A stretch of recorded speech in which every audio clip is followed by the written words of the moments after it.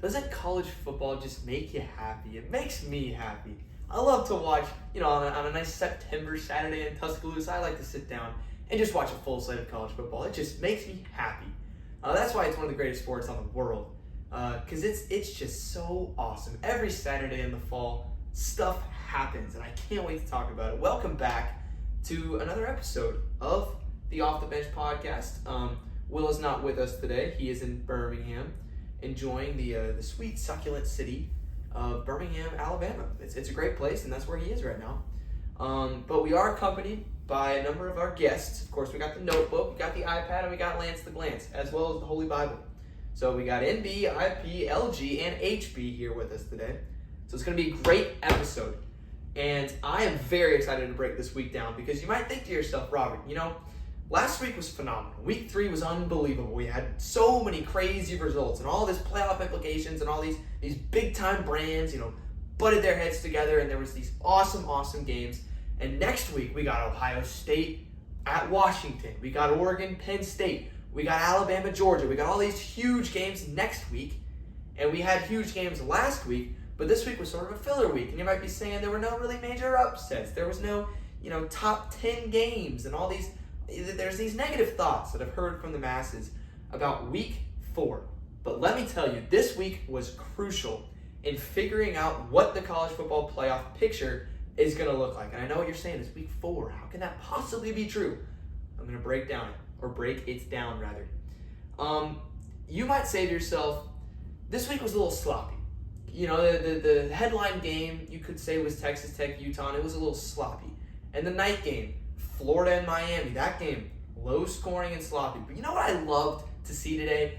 Everyone these days, they always talk about, the football is decided by who has the best quarterback, who's got the most explosive offense, who can spread you out, beat you over top, who can have the fastest wide receivers and the quickest running backs and manipulate you like that. And that's all good and true. But what I saw today, what made me happy, what appeased my football brain, was to see some defensive lines go out there and dominate. I saw so many edge rushers, defensive tackles, the big boys down in the trenches win these football games. It was satisfying. It was beautiful. It was spectacular to watch. I loved it. I'm talking about teams like Indiana.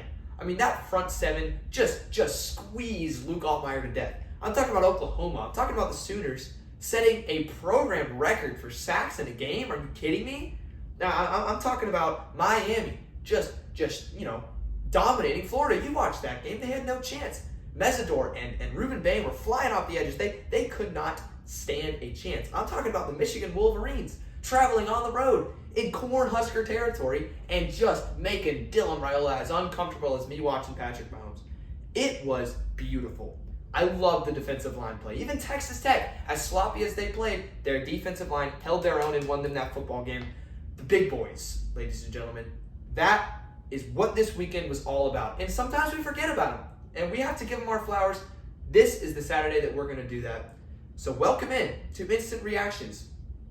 We're going to talk about more than just the defensive line, but that was really just where I wanted to start. A lot of stuff happened today. A lot of stuff that made me sad. A lot of programs, a lot of coaches that I really support struggled out there, and their teams went down again.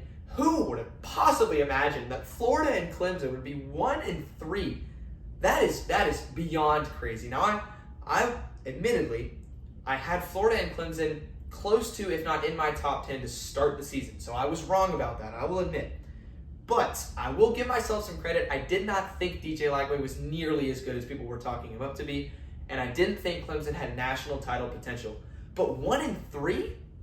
That never would have crossed my mind for both of these teams to be 1-3. If you told me that was true, I would have just assumed you were on drugs and I would have sent you out of my apartment. But it is true. So that happened. Indiana, wow. Just unbelievable what they did to Illinois. I picked Indiana to win that game by like 10 points, and they hung 63 on Illinois. They beat up by 53 points.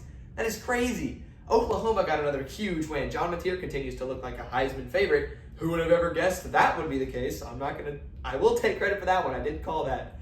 Tech got a big win. By the way, Big 12, huge day for the Big 12. TCU got a big win against SMU, Arizona State traveled on the road and beat Baylor. That was a game that no one was talking about. It was an awesome game. They won it with a last-second field goal. Texas Tech is now going to be the overwhelming favorite to win the league. But I'm here to tell you today that might not be the case. Michigan got a win that a lot of people didn't think they were going to be able to get. Of course, Miami stays perfect. Arkansas loses to Memphis. Is Memphis the front runner of the group of 5 to make the playoffs? We'll answer that question. Syracuse, of course, dominates Clemson, at least on the scoreboard. Man, Dabo Swinney, it was sad for me to watch that. Missouri stays undefeated on the year. South Carolina falls to 2-2. Vandy hangs 70 on Georgia State. A lot of big wins from teams. LSU finally maybe found their rhythm against the high school team on offense. Texas, sort of the same thing. Arch Manning stood over a Sam Houston player today. I thought that was kind of funny. I'll just say funny. I'm not going to elaborate on that. USC is playing right now on the screen behind you against Michigan State. Very excited to see what happens there. Oregon and Washington win their rivalry games. It was a great week. A lot of teams on bye, but a great week. So we're going to kick off our festivities, our Saturday night festivities, in Bloomington, Indiana, where, as we mentioned, the Hoosiers put up 63 points. Now, you might be thinking, okay, that makes sense. You know, Hoosiers put up 63 points. I bet you Ace Bailey and Dylan Harper, were out there shooting threes. They were running good ball screens. They put up 63. They might have lost, but, Indiana's good in transition. They're a good basketball school. Oh, no. This isn't January. This is September. Indiana put up 63 points on the football field, on the gridiron, against Illinois.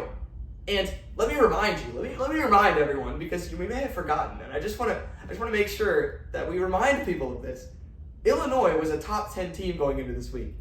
That team you saw in orange and white on the Indiana field, that was a top 10 team per AP poll.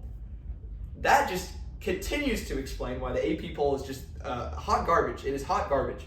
And so was Illinois this game. My goodness gracious. I remember I said earlier in the year when Oregon blew out Oklahoma State 69-3 that was the most dominant game that I'd seen from a a Power 4 team playing another Power 4 team.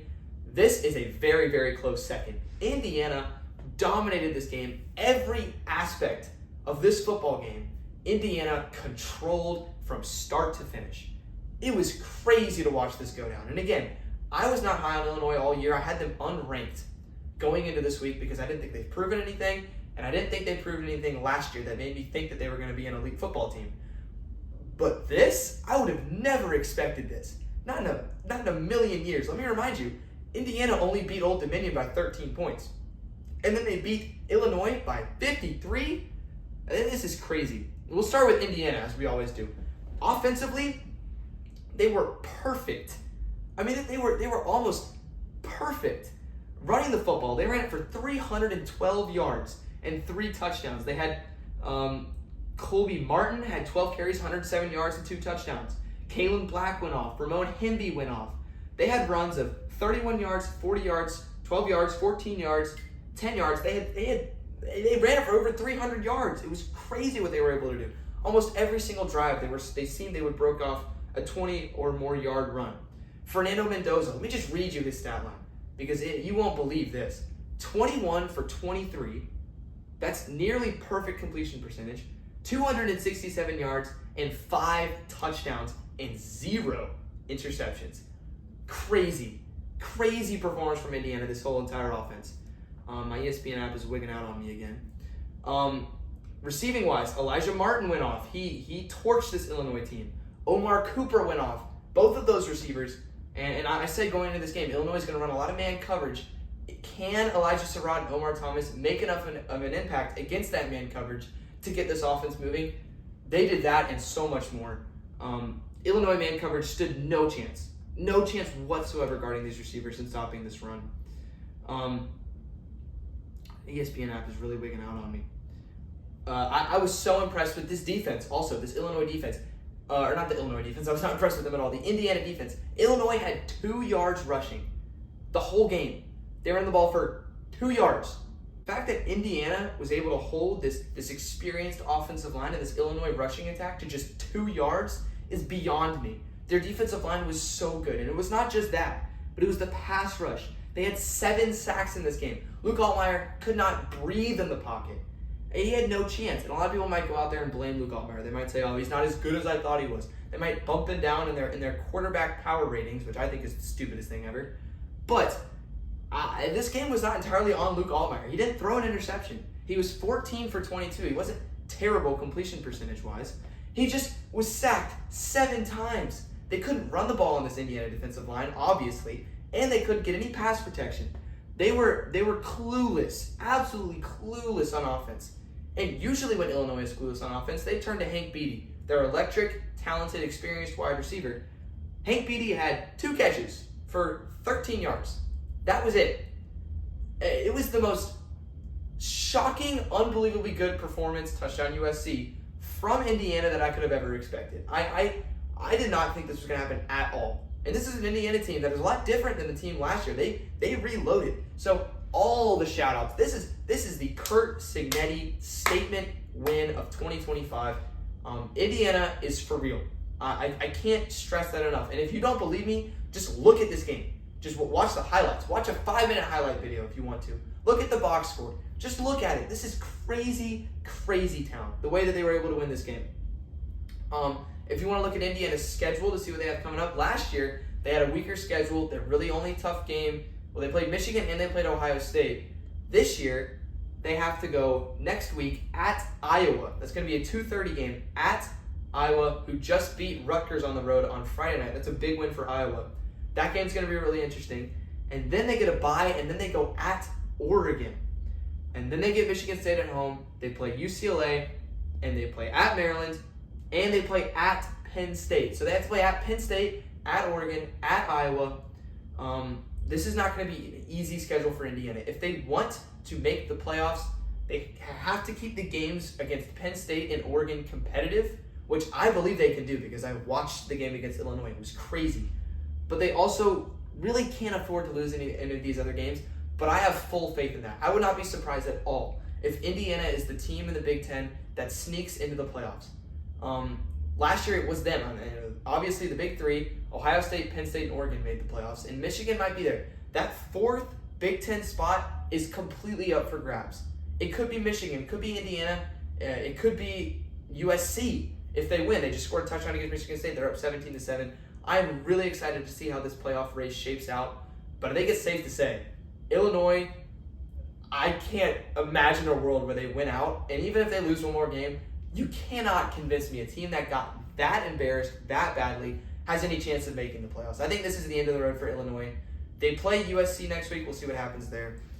But man, Indiana, that was the most well-rounded performance that I have seen from a team other than Oregon and Oklahoma State. I mean, this was crazy what they were able to do. So again, Curt Cignetti, so impressive. His coaching tenure in Indiana continues to be just crazy what he's been able to accomplish. I know I've been saying that word a lot, but this is crazy. That's why I'm leading this episode with this game, is because I was so shocked by how dominant they looked. And I think the college football world in general was. I didn't pick Indiana to win, but no, I did not think at all it was going to be like this. So great job, Indiana. Next thing we're talking about, Oklahoma stays undefeated. They get Auburn in town. A lot of people were talking about this game in the preseason. A lot of people talking about it leading up to it because it's a ranked matchup. Jackson Arnold returned to Norman, Oklahoma to take on the Sooners. And this was a fun game to watch. It was low scoring, but it was a fun game. It was close pretty much the whole time. Back and forth battle. Auburn took the lead in the 4th quarter. And then John Mateer led the game-winning drive. Oklahoma's defense clutched it up at the very end. And the Sooners got another big win. A lot to talk about in this game. Of course, I've been on the Oklahoma bandwagon since the preseason. I had Oklahoma in the college football playoffs, and I had John Mateer winning the Heisman. And a lot of people are going to say, hey, that prediction looks great. A lot of people are going to say they're perfect in the SEC. They might have the best resume so far in the SEC, other than maybe LSU. A lot of people are going to say Oklahoma is for sure making the playoffs, and John Mateer is for sure winning the Heisman. I need everyone to take a breath on Oklahoma. I know. I understand this is hypocrisy coming from me because I was so over the moon excited about the Sooners in the preseason. But just I need collectively, the college football media, please take a breath on the Sooners after this. And I will say the media has a trend to do this in college football. They undervalue teams at the beginning of the preseason. They were a little low on Oklahoma. They were lower than they should be. And then Oklahoma comes out and they ball out and they exceed expectations. Now the college football media is going to be higher on Oklahoma than they should be. This Sooners team, in my opinion, is nowhere near the best team in the SEC. I don't see that from them. Obviously, I'm an optimistic person, so let's start with the positives. First of all, glaring positive, you set your program record for sacks in a game. And let's not take that lightly. It's not like Indiana set their program record, or Purdue set their program record, or Missouri set their program record. This is the Oklahoma Sooners. This is one of the most storied, historic, dominant programs in the history of college football, and they just got the most sacks they have ever gotten in a single game. Jaden Jackson flying off the edge. R. Mason Thomas, their best edge rusher, was out all of first half because of a targeting call last week. He comes in, he has the game-winning sack in the end zone for safety. He had another one in the third quarter as well. David Stone with a sack. Kip Lewis had 10 tackles and half a sack. He was all over the field. He's one of the best linebackers in the SEC. Who else had a sack? Pretty much everyone. Grayson Halton had a sack. Marvin Jones Jr. had a sack, not the wide receiver, the Oklahoma linebacker, or defensive lineman rather. Owen Heineke had a sack. This defense, David Stone had a sack. This defense is unreal. This is a Brent Venables defense. And a lot of these sacks, most of them were on third downs. And, the blitz packages that Brent Venables is able to send, so impressive. This defense is spectacularly good. Just a quick stat, Auburn on third downs, 3 of 15. It is very hard to win a game on the road when you are 3 of 15 from third down. Another thing about Oklahoma that just continues to be amazing is John Mateer. John Mateer plays winning football. John Mateer doesn't make very many mistakes. He makes great throws. There are a lot of paintings to picture here, but I'm just going to read his stats first. John Mateer, 24 of 36, not the most efficient, but pretty efficient. 271 yards, 1 touchdown, 0 interceptions. Also had a rushing touchdown and 29 yards rushing. The most impressive thing to me about John Mateer was the fourth quarter drive. After Auburn takes a 17-16 lead, you're down by 1, you're in the fourth quarter, you cannot run the ball at all. You cannot trust your run game whatsoever. And what do? You go out there and you make plays. You have pressure in your face, you scramble to avoid it. He made a perfect throw to Isaiah Satania. And you can argue that wasn't a catch, but you can't argue that wasn't a perfect throw from John Mateer. He is so impressive. And he has to do this all by himself, too. Oklahoma had 26 carries for 32 yards. That is terrible. That is the main issue with Oklahoma. That's the main negative, is that offensively, it's John Mateer against the world, but it works. At least it worked against Auburn. But more positives. Isaiah Satania balled out, 9 catches, 127 yards, and a touchdown. He was their leading receiver today. He was his go-to option. Deion Burks was great, too. He had 6 catches. The receivers from Oklahoma are really coming into their own, and they're staying healthy, which was the problem last year. I'm going to take a quick sip. You might notice the Cabo Bob's cup is missing today. He's on vacation. He's complaining about vacation days, so I had to give him some days. So I've got Canada Dry, Cherry Ginger Ale, Fruity Splash today, making its appearance on the show. Quite the delicious beverage. So Oklahoma, again, if you want to win these games later down the road when you play quality SEC opponents, because Auburn's great. Auburn's a great football team. But let's look at the rest of the teams you have to play this year. You got to play Texas in the Red River Shootout. You got to play Ole Miss at home. They just embarrassed Tulane. You got to play Tennessee on the road. You got to go to Rocky Top. You got to go to Bryant-Denny Stadium and play Alabama on the road in November. You got to play Missouri, who's undefeated right now. And you got to play LSU at the end of the season. So it only gets tougher for Oklahoma. And if you want to win these games against teams that have better offenses than Auburn, against teams that have better secondaries than Auburn, you're going to have to establish some consistency on offense with the run game. It's going to have to be there. You cannot trust John Mateer to carry the ball 20 times and throw the ball 40 times and beat you like that. I don't see it happening. So that's my concern about Oklahoma. Can they win these games? Yes, but they don't have a lot of offensive consistency, and I'm worried about that. As an avid Oklahoma supporter, I am worried about that. Of course, what I'm not worried about is this defense, especially the front seven. Like I said, Kip Lewis, one of the best linebackers in the country. This defensive line, one of the best defensive lines in the country. They fly off the edge, and they stop the run. And if you want proof of that, look at this game. Auburn against Baylor had over 300 yards rushing. That's how they've been beating teams, is running the football. Against Oklahoma, Auburn had 36 carries for 67 yards. That's nothing. This is how Auburn wanted to win the game. Auburn wanted to go out there and run the ball and control the game and win it that way, and Oklahoma almost completely took that away. Jeremiah Cobb had 1 carry for 44 yards. He had 6 carries on the game, but his best one was for 44 yards. If you take that carry away, they had 35 carries for 23 yards. If you take that one Jeremiah Cobb run away. That is asinine. So big shout out to Oklahoma's front seven. I will say, the other part about Oklahoma, I'm concerned about their run game. I'm also concerned about their secondary. There were a lot of times Cam Coleman absolutely torched these Oklahoma corners down the field, and Arnold made him pay a couple of times, but there were a lot of times where Jackson Arnold had touchdowns down the field that he overthrew. Again, when you're playing LSU and Garrett Nussmeier, when you're playing Ty Simpson in Alabama, when you're playing Arch Manning in Texas, you're not going to have the luxury of missed open touchdowns down the field. So you have to shore that up. And I think a lot of that was maybe, we know Jackson Arnold's not a very good quarterback, so we're going to play cover 1 and cover 0 and make him beat us with those throws down the field. And it kind of worked because he missed a lot of those throws. But if that's your strategy going into these other big SEC games, I don't trust that whatsoever. So Oklahoma, you got to run the ball better, and you got to play better defense in the secondary. If you do those two things, I have complete faith in you, but I haven't seen that yet. But again, don't take anything away from this Oklahoma front seven, from John Mateer. The Sooners are 4-0. Brent Venables is no longer on the hot seat. I think we can confidently say that. And Oklahoma is going to go into Red River undefeated. They have Kent State at home next week, so they'll win that game. And they're going to be undefeated going into the Texas game. That is going to be a huge game. I cannot wait for it. So big shout out to Oklahoma. As far as Auburn goes, a lot of Auburn fans really, really wanted to win this game. They really thought they had a really good chance to.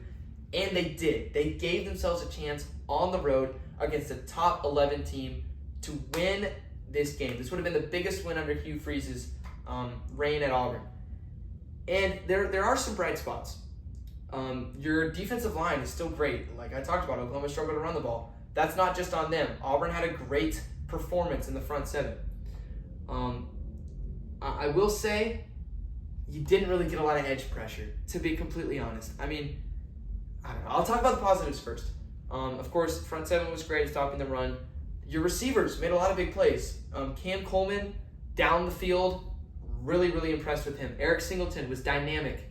He didn't have a lot of big explosive plays, but they used him really, really well. Malcolm Simmons, it sort of seems like, is coming into his own, as well as Horatio Fields. I really like this Auburn receiving core, and that was the scouting report coming into the season, but it looks like it's been true. Jeremiah Cobb broke off a one big run, but you really struggled to run the ball, and that's your bread and butter. When you can't do your bread and butter, and the way Auburn wants to win these games, like I said, control time of possession by running the football, and then getting pressure on the opposing team's quarterback with Keldrick Falk and others. Auburn had 1 sack. That's it, just 1, to Oklahoma's 10. And they didn't run the ball. So that's not great. They didn't do at all what they wanted to do in this game. But Jackson Arnold did show some promise. He was better than what I thought he was going to be. He made a couple really, really nice throws. Did he miss a couple touchdowns? Yes, but he made some nice throws. So it was give or take with Jackson Arnold. It wasn't perfect. In fact, a lot of times it was bad, but he didn't turn the ball over, and he made a couple big throws. So I think there are some positive things to take away from this performance from Jackson Arnold.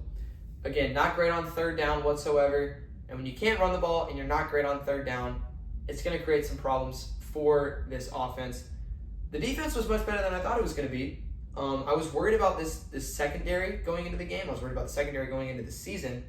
The secondary played pretty good for the most part. There were a couple times where Satania got you deep.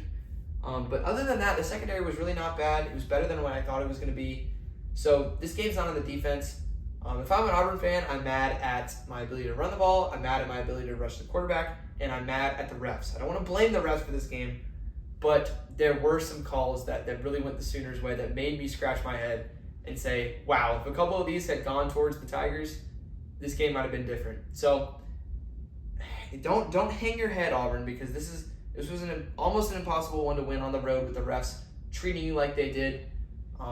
There are things to be excited about. Your season's not over. A lot of Auburn fans might take this dramatically and think their season's over. It's not. Again, it doesn't get easier. You got A&M on the road, you got Georgia, you got Missouri. It's not an easy schedule, but there are some bright spots on this Auburn team. I don't think they're going to make the playoffs. I didn't think they were going to preseason, but there are some bright spots. So that was a fun game. Best SEC game I watched this week, for sure. Next game we're going to talk about. A lot of people thought this was going to be the game of the week. It was big noon kickoff. It was a 10 a.m. kickoff in Utah, which I thought was ridiculous. I think that's a crime. But Texas Tech, the Red Raiders, Joey McGuire's squad, with all these transfers, they waltz into Utah, and they dominated the Utes in the fourth quarter. They win 34-10 on the road, and they are now the front runners in the Big 12 as far as odds go and as far as people's minds go. Now, this game was sloppy, especially at first. A lot of turnovers. Utah had 4 turnovers. Texas Tech had 2, and a lot of them were not good ones. It was a very slow start for both of these teams. Texas Tech had the big play early to Jacoby Williams, which set up their first touchdown. But other than that, they had nothing going in the first half. Neither did Devin Dampier and the Utah Utes. Slow game, defensive game. For Texas Tech, the first shout out I want to give them is their offensive line. I mean, this team's offensive line was fantastic. First of all, with the pass protection, Texas Tech attempted 35 passes between both Will Hammond and Baron Morton, and Utah was only able to get 1 sack. So great job with the pass protection, Texas Tech. And also, they were able to run the ball well. They had 173 yards rushing on 37 carries. They had rushes of 24 yards, 32 yards. So a lot of respect to this Texas Tech offensive line. A lot of those pieces they got through the transfer portal, same with the defensive line, and it looks like they've gelled together very nicely. Also, with Texas Tech, Baron Morton is supposed to be one of the best quarterbacks in the Big 12.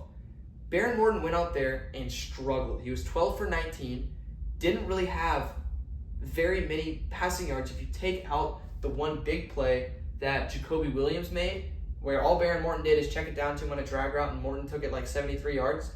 And he also threw 2 interceptions, had no touchdowns. Baron Morton was not fun to watch. He was concerning to watch. I did not love watching Baron Morton. And then Will Hammond comes in, and Will Hammond lit it up. He was 13 for 16, 169 yards, 2 touchdowns. Will Hammond was spectacular. Reggie Virgil made a lot of big plays in the receiving game. Caleb Douglas as well. Man, that dude can run some routes. And Will Hammond can throw a ball. I mean, Will Hammond to me was way better than Baron Morton was, especially those deep balls on those slot fades from Caleb Douglas. There was this one moment where Caleb Douglas on 2nd and long ran a slot fade, and Hammond put it right on the money.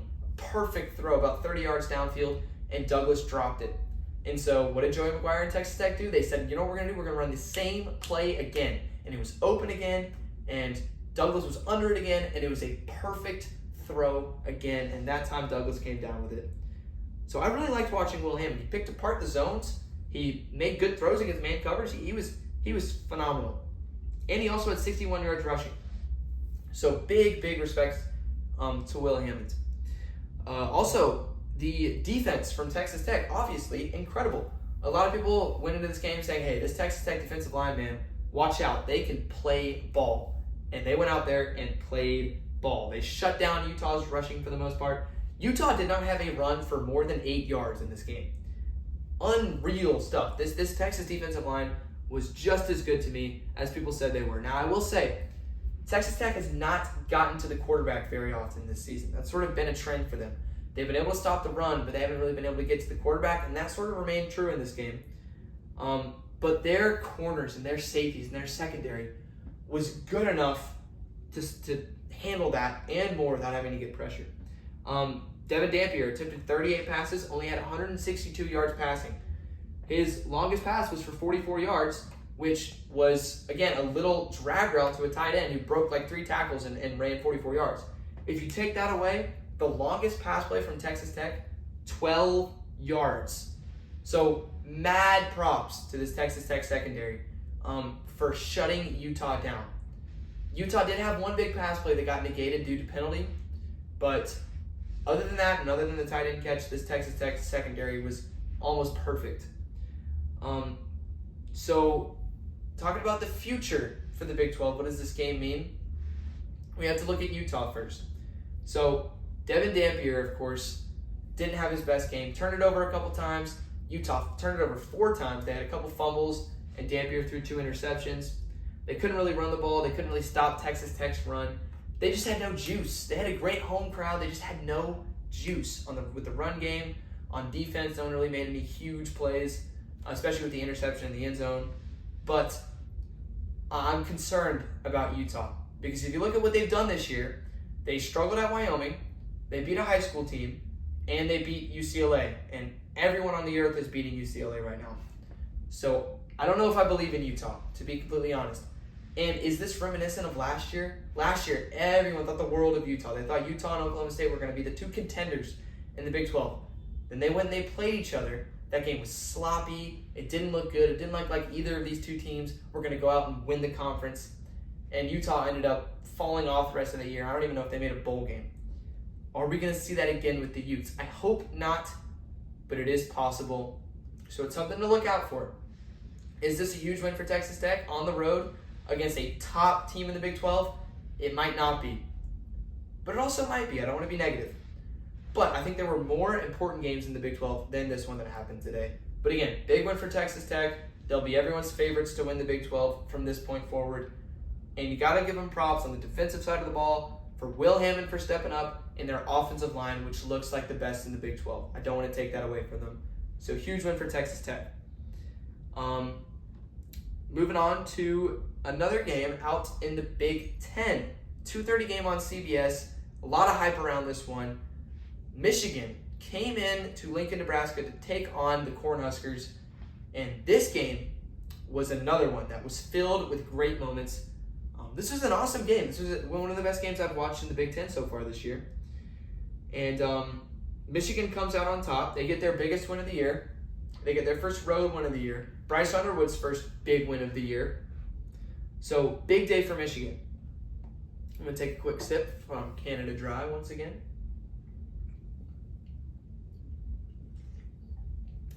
Back at it. The run game for Michigan is really the thing that brought this home. They ran it for 286 yards. They had a 75-yard rush from Justice Haynes for a touchdown, a 54-yard rush for Jordan Marshall for a touchdown, and a 37-yard rush by Bryce Underwood for a touchdown. This team ran the ball down Nebraska's throats to win this game. It was a little reminiscent of the Ohio State game back in 2023 when Donovan Edwards pulled off those 2 big runs. Of course, much smaller game than that, but sort of the same sort of thing. Michigan won this game 30-27. To me, that score is very misleading. I saw, of course, Nebraska had the Hail Mary completion at the end of the first half. If you take that away, and you take away their very last drive, which was a score, but Michigan really wasted a lot of that clock by playing good defense. If you take away those 2 touchdowns, this game was 30-13. And that's what it felt like more to me. It felt like Michigan dominated this game because they did statistically. What's interesting to me, some people might look at this and they might say, oh, Bryce Underwood didn't really do that much. 12 for 22, 105 yards. I think that's a good thing. I think it's a good thing that Bryce Underwood did do that much because that means he didn't need to do that much because the rushing game was so good. And frankly, I still have not seen anything from these Michigan wide receivers that has proven to me that they can help Bryce Underwood out. I really haven't seen that yet. So it's tough for me to believe that you can ask Bryce Underwood to go out there and throw for 300 yards and 3 touchdowns when your wide receivers are really not that good. But Justice Haynes, this is every single game this year, he's had over 100 yards rushing. You can't ignore that stat. That's a big-time stat.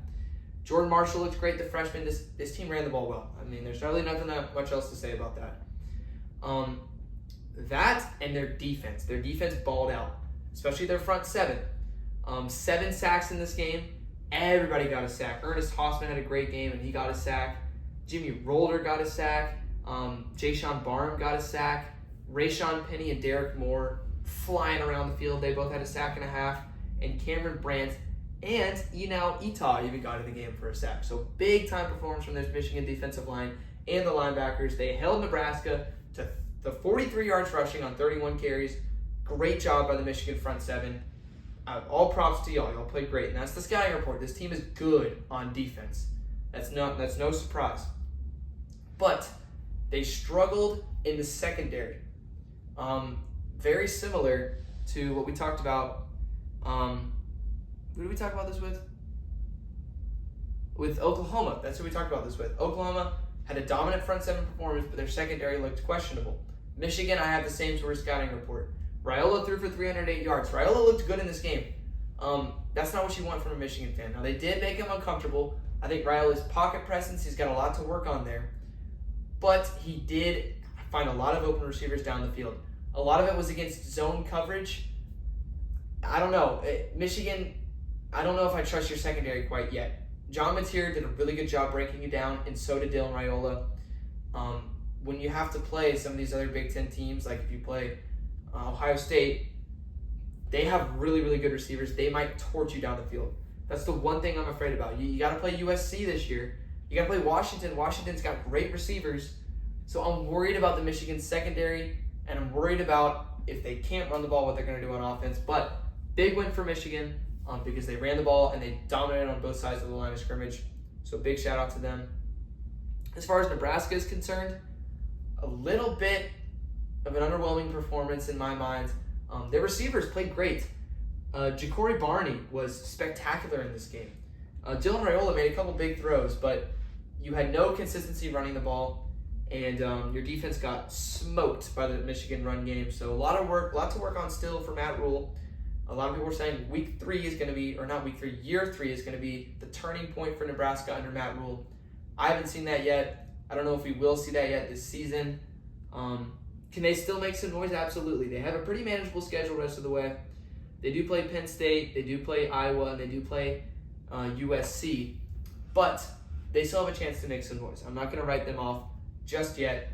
But this was not the performance that I would have wanted to see as a Nebraska fan, obviously. But props to Michigan, for sure. Next game we're going to talk about. Headed to the East Coast and south of Big Ten country.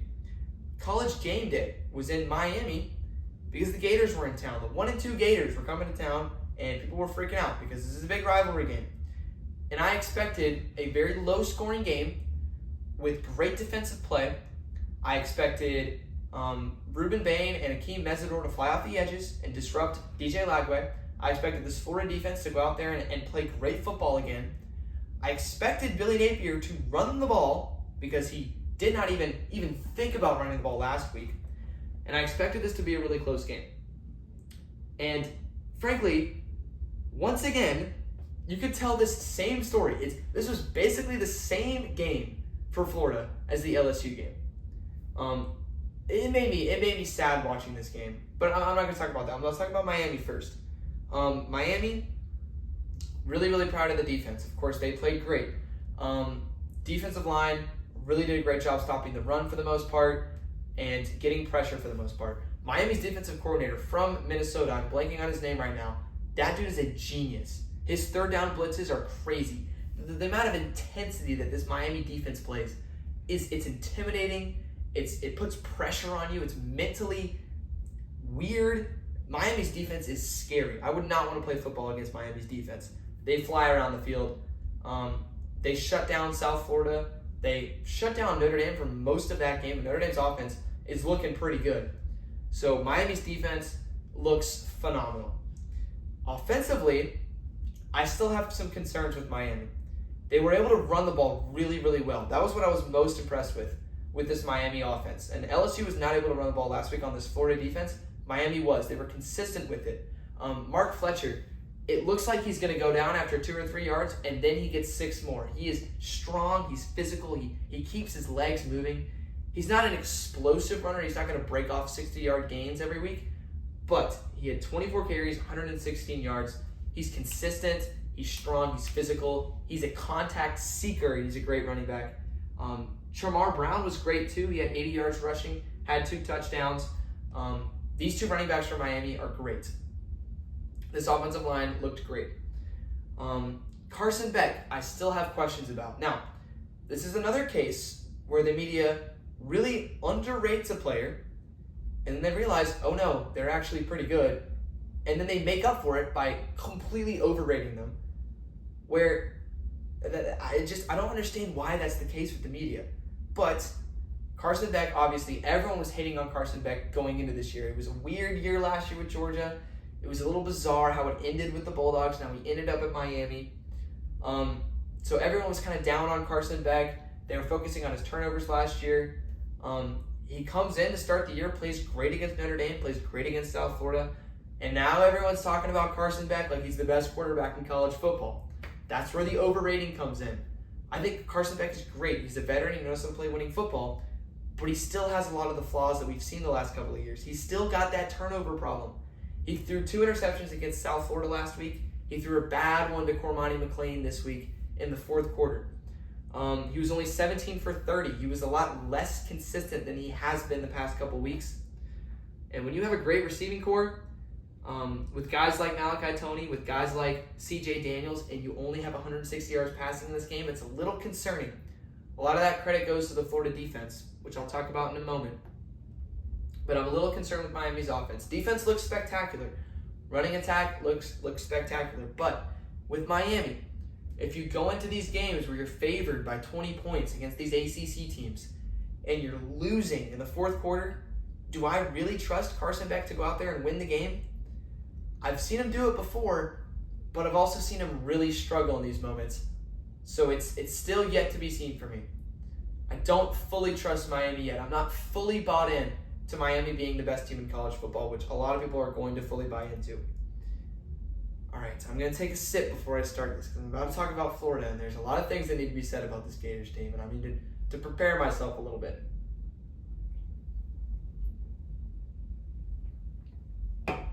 All right, Florida, you're 1-3.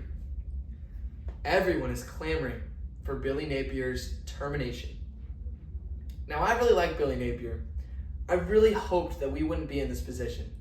I was talking about this week how I think Florida has a real chance. They could give themselves a real chance to win this game. And they did.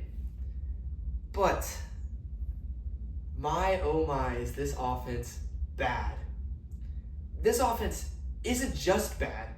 This offense is terrible.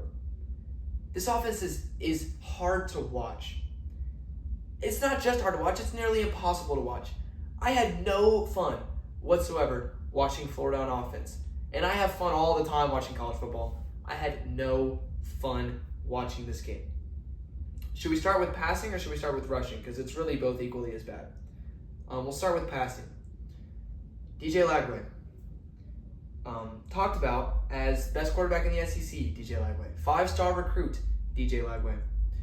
Was 12 for 23 with 61 yards. DJ Lagway threw for 61 yards in this game. 12 completions for 61 yards. 0 touchdowns and 0 interceptions. I don't know if I saw DJ Lagway even give his wide receivers a chance down the field in this game. It looked like he was terrified. He was terrified of himself. He was terrified of Miami. He was terrified of throwing the ball. It looked like he was lost. It looked like he was sad to be there. It was rough, DJ Lagway. I thought you were overrated going into the year, but this was rough. Florida's longest completion of the night, 12 yards. Florida did not have a passing play longer than 12 yards. Now rushing the ball. I said going into this week, Florida, you have to run the ball more because it's not working out with DJ Lagway. And to their credit, they ran the ball a little bit more than last week. But they ran it 30 times for 80 yards. They had 61 yards passing and 80 yards rushing. They had 32 total yards of offense in the first half. Florida, Billy Napier, I know you're the play caller because you've told us over and over and over again ad nauseum that you are in charge of the offense, that you are calling the plays, that you are the mind that's going to propel this Gators offense to superstardom. This is the opposite. This is bad. And your defense almost bailed you out. Your defense gave you a shot. In the third quarter, the fact that this offense is this bad and this defense continues to only give up 20 points a game, it is impressive. Now, if I was a Florida fan going into the year and you told me that we would not give up more than 26 points the first 4 weeks of the season, I would say great. We're probably going to be, maybe we'll be 4-0. We're probably going to be 3-1, maybe 4-0, but definitely at least 2-2. Wrong. You're 1-3. Because in the games you've given up, you gave up 19 points to South Florida and you put up 18. You gave up 20 points to LSU and you put up 10. You gave up 26 points to Miami on the road and you put up 7. Florida, I think that your offense needs to apologize to your defense profusely for the next week because they continue to give you a chance and you continue to let them down. I don't want to say this is the end for Billy Napier at Florida because it's been unfair, the schedule that he's had, and it's been unfair the amount of criticism he's faced. But it's rough for me to sit here and say that I feel confident in Billy Napier being the head coach and the offensive mind of Florida when this is the offensive performance that I see week in and week out. Florida didn't even turn the ball over. They had 0 turnovers, and they still only put up 141 yards of total offense and 7 points. How do you have 0 turnovers and 7 points? I don't get it. Florida was 0 for 13 on third downs. They didn't convert a single third down in this entire game. This game should have never been close. Miami should have won this game by 50 by how bad Florida was. But their defense kept them in it. Florida, I don't know what's going to happen the rest of the way. I don't know if you're going to win a bunch of games 10-7, but this is bad. Maybe you turn it around, but I don't know if I see it. This is bad. This might be worse than Clemson. So Miami, big win. Florida, another horrific offensive performance and another loss on your schedule. Next up, this is a more fun one to talk about. I got myself down with Florida. I'm about to get myself down again with Clemson. But how about Memphis? The Memphis Tigers upset Arkansas 32-31. And Arkansas was winning this game 28-10. I was watching and I thought, oh, this game's over. Taylor Green's taken over. They're dominating. They're up 18. It's the second half. There's no chance. And Memphis shut him down. And I'll tell you how they shut him down. First of all, the blitzes. Memphis's blitz packages that they were able to bring in the second half were completely different than the first half, and they were 100% effective on Taylor Green in this offense. They were so creative. This Memphis defense was so much better in the second half than they were in the first half. It was night and day. The adjustments they made, just a round of applause to the coaching staff of the Memphis Tigers. It was awesome to watch. But on the other side of the football, Memphis ran the ball so well.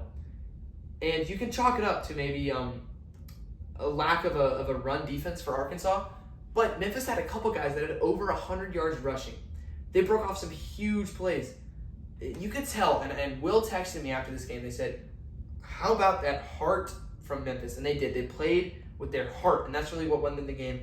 But back to the rushing attack. Sutton Smith, 12 carries, 147 yards on 12 carries. Brendan Lewis, 103 yards on 16 carries. They had 290 yards rushing against an SEC team. Just crazy stuff from this Memphis offense. Brendan Lewis was not even that good in this game. Memphis' quarterback did not win this game.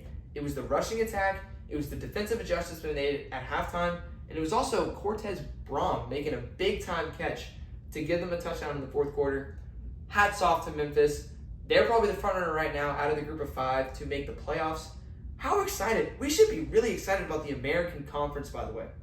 Memphis is looking great. South Florida, a lot of people are going to write them off. They're still a great team. Navy is my pick to win the conference. I love Navy. Also Tulane, they just got embarrassed by Ole Miss, but they're a really good team too. It's going to be really interesting to see who comes out of the American Conference and who can make a push to make the playoffs. Huge win for Memphis. And their crowd, their fans showed up to this game too. It was a great atmosphere there in Memphis. So hats off to the Tigers. The rest of their schedule, obviously, they've also beaten Duke and Northwestern, I believe. No, that's a different team. That's Tulane. My bad. They've got to win over Arkansas. They play South Florida. They play at Rice. Rice is 3-1. Watch out for Rice. They play Tulane and they play Navy. So, wow, Memphis' schedule is going to be fascinating. I'm excited to watch some American football this year. I think it's going to be a lot of fun. Switching gears to Arkansas now. This is a loss that hurt for Arkansas fans, for college football fans in general, because everyone loves Sam Pittman. Nobody wants to see Sam Pittman lose, and he just lost. Taylor Green was fantastic in the first half, really inconsistent in the second half. Threw a couple of interceptions, only was 18 of 34. To me, the sad part about this game was Arkansas abandoned the run game. I think they should have ran the ball a whole lot more. They were running the ball really well. They had 175 yards rushing and 3 touchdowns, but in the second half, they sort of abandoned that, and I don't think they should have. Tight end played great. Rowan Jones made a couple big plays. So did Jaden Platt. This Arkansas offense is still dynamic. They still have a chance to make some noise in the SEC. I don't mean compete in the conference. I mean maybe knock somebody off. But, I don't know. The coaching staff got out-coached today in Memphis. That was apparent. So big win from Memphis. Big loss for Arkansas. But a fun 11 o'clock game. That was one of the best games I watched all weekend. Now it's time to get sad again. So I'm going to drink another sip of Canada Dry to prepare for a little bit more sadness here on the show. Clemson and Dabo Swinney have started the year 1-3. The same Clemson team that was preseason number 4.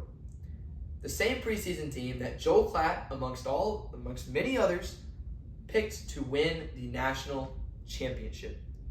The same Clemson team that I picked to win the ACC and make the playoffs. That Clemson team just lost at home to Syracuse 34-21 and has started the year 1-3. This is bad. Just to watch. This was supposed to be Dabo Swinney's team. This was supposed to be his chance to compete nationally after all these years since he has in the early and late 2010s. This was the team that this Clemson program was building towards. They have so many seniors. They have so many returning starters. They have so much experience. And they've started the season 1-3. Now, this is a very obvious case of the box score lies to you. Because guess what? Syracuse didn't outgain Clemson. Clemson had more yards than Syracuse did in this game. They had 503 total yards to Syracuse's 433. Dabo Swinney, Cade Klubnik threw for 363 yards and 3 touchdowns and just 1 interception. They ran the ball really well. Adam Randall had a great day running the ball. So why did Clemson lose this game? I'll give you a stat, and then I'll give you something else. The stat. Clemson was 3 for 13 on 3rd down and 1 for 5 on 4th down.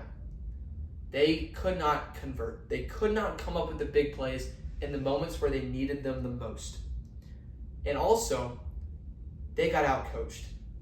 Dabo Swinney got 100% out-coached in this game. Syracuse was aggressive. They targeted Clemson's corners in man coverage. They went for the surprise onside kick.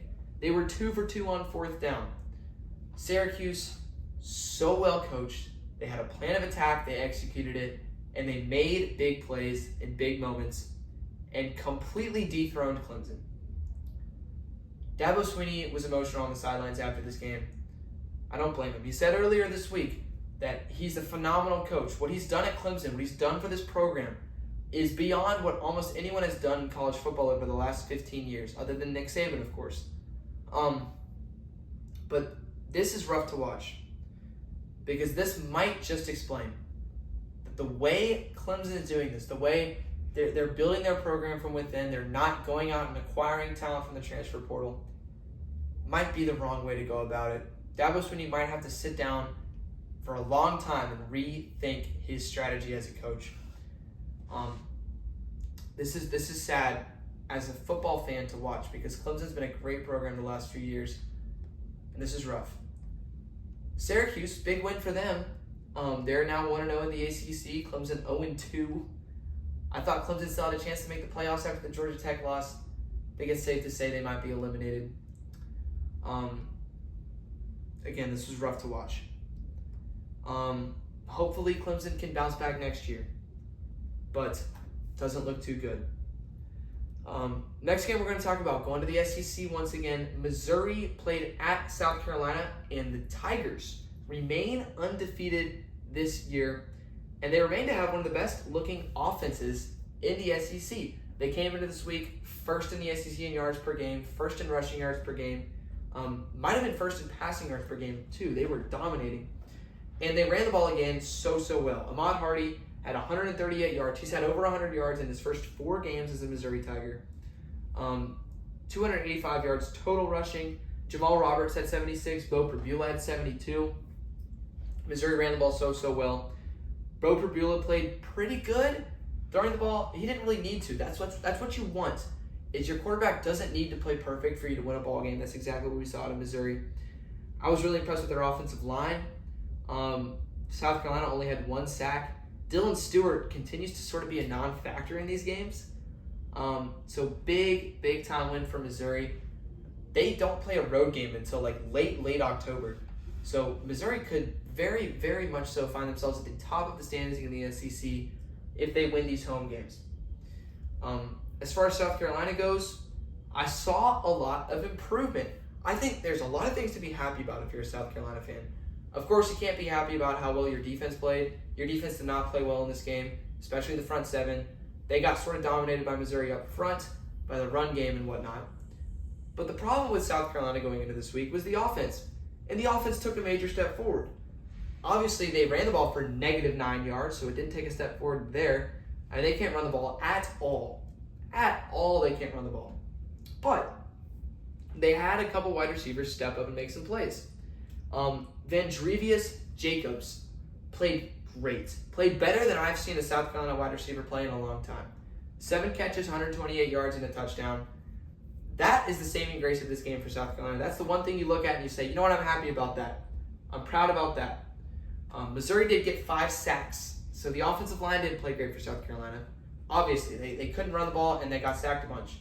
Lenore Sellers played great. He's Lenore Sellers. He's going to play great, but he had a little bit of help. This is not at all where South Carolina wants to be in the SEC at this point in time. They thought they could contend for the playoffs this year. They're not nearly towards that. They haven't achieved at all what they wanted to achieve.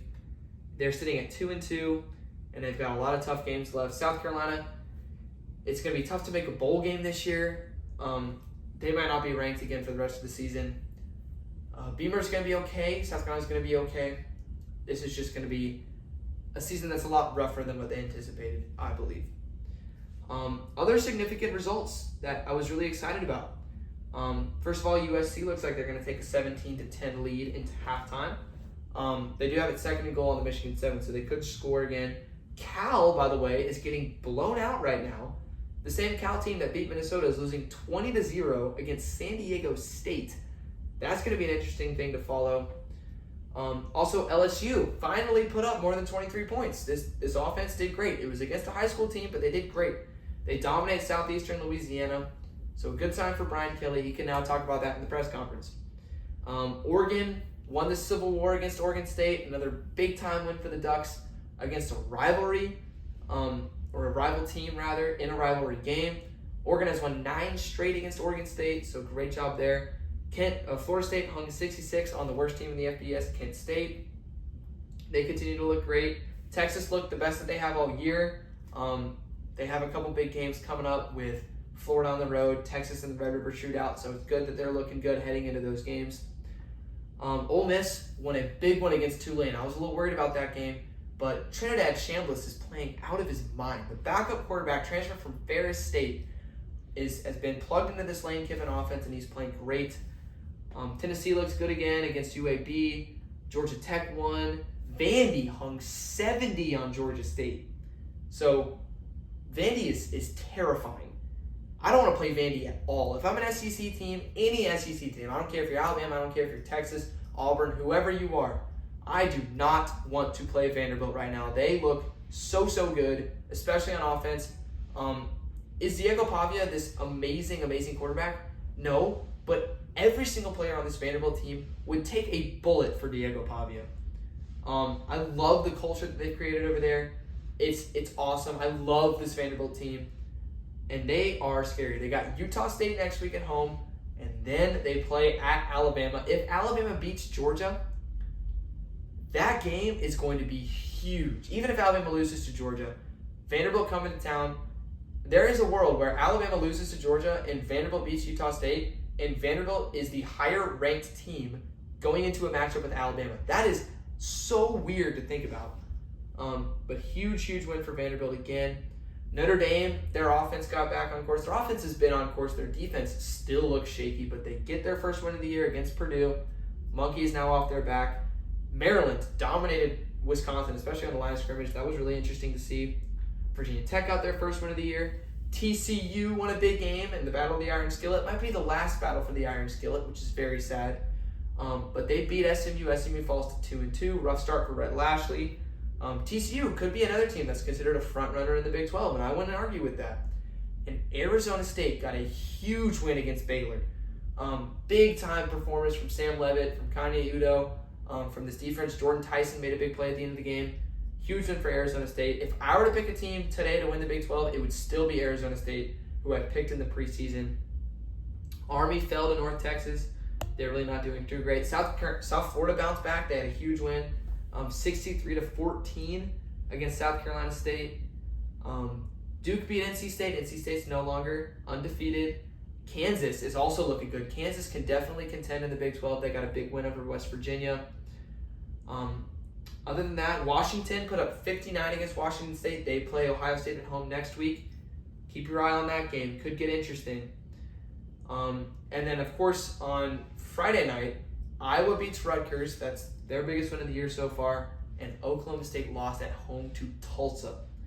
So, with that, I think that wraps up our instant reaction show. Not as lengthy, not as emotional as it was last week, but it was a fun one to make.